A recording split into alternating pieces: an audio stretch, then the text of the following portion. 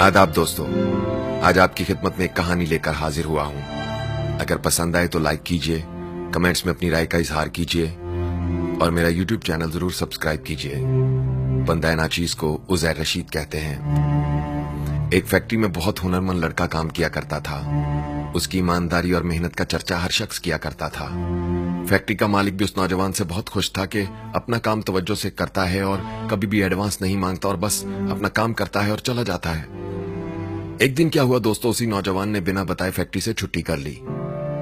तमाम स्टाफ परेशान था कि इसने तो कभी छुट्टी नहीं की थी और आज बिना बताए ही गायब हो गया है। एक दिन काम से गैर हाजिर रहने के बाद जब वो नौजवान काम पर वापस आया तो फैक्ट्री के मालिक ने उसे अपने पास बुलवाया और कहा, मैंने सोचा है कि आज से तुम्हारी तनख्वाह दुगना कर दी जाए। फैक्ट्री के मालिक को लगा कि शायद इस पर काम का बोझ बहुत ज्यादा है और मुआवजा कम, शायद इसीलिए ये मुश्किलात का शिकार है।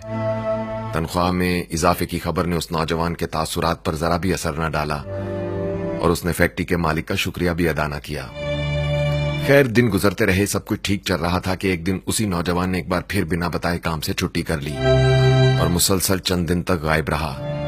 फैक्ट्री के मालिक को उसकी इस हरकत पर शदीद गुस्सा आया और एक दिन जब वो नौजवान वापस काम पर आया तो फैक्ट्री के मालिक ने गुस्से से उससे कहा, अब अगर काम करना है तो वापस पहली तनख्वाह पर काम मिलेगा।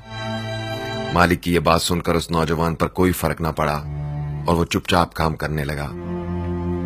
फैक्ट्री के मालिक को बड़ी हैरत हुई कि जब पैसा बढ़ाया तब भी इसे कोई खुशी न हुई और ये चुपचाप काम करता रहा, और अब पैसा घटाया है तो तब भी इसे कोई दुख नहीं हुआ और ये खामोशी से अपना काम करने लगा है। इस पर फैक्ट्री के मालिक ने उसे अपने दफ्तर में बुलवाया और उससे कहा, एक बात बताओ, जब मैंने तुम्हारी तनख्वाह दुगना कर दी थी तब भी तुम खुश नहीं हुए और ना ही मेरा शुक्रिया अदा किया, और अब जब मैंने तुम्हारी तनख्वाह को फिर से अदा कर दिया है तब भी तुम दुखी नहीं हो और मुझे अपनी सफाई देने की बजाय खामोशी से काम करने लगे हो।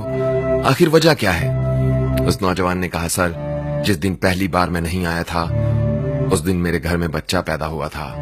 आपने मेरी तनख्वाह बढ़ाई तो मुझे लगा कि अल्लाह ने मेरे बच्चे का हिस्सा मुझे दिया है, तो मैं इस पर बहुत ज्यादा खुश नहीं हुआ।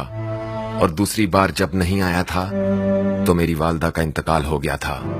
आपने जब मेरी तनख्वाह घटाई तो मुझे लगा कि मेरी माँ का हिस्सा मेरी माँ अपने साथ ही ले गई है, तो मैं घटे हुए पैसे के लिए परेशान क्यों होता। यह सुनकर फैक्ट्री के मालिक की आंखों में आंसू आ गए और उसने आगे बढ़कर उस नौजवान को गले से लगा लिया। जिंदगी हर कदम एक मुकाबले का नाम है दोस्तों। इस नौजवान को देखिए, जिस पर जब अच्छा वक्त आया तब भी वो खुशी में पागल नहीं हुआ और जब बुरा वक्त आया तो तब भी उसने खुद को सोगवार ना किया। अच्छा और बुरा वक्त जीवन का हिस्सा है, मगर कामयाब वही लोग होते हैं जो अच्छे वक्त में अपनी औकात याद रखते हैं और बुरे वक्त में मेहनत पर यकीन रखते हैं। अगर आपको हमारी बातें अच्छी लगती हैं तो हमारा YouTube चैनल जरूर सब्सक्राइब कीजिए। अपना बहुत ख्याल रखिएगा और उनका भी बहुत ख्याल रखिएगा जिनका कोई ख्याल नहीं रखता। अल्लाह हो आप सबका हामी और नासिर। अल्लाह हाफिज।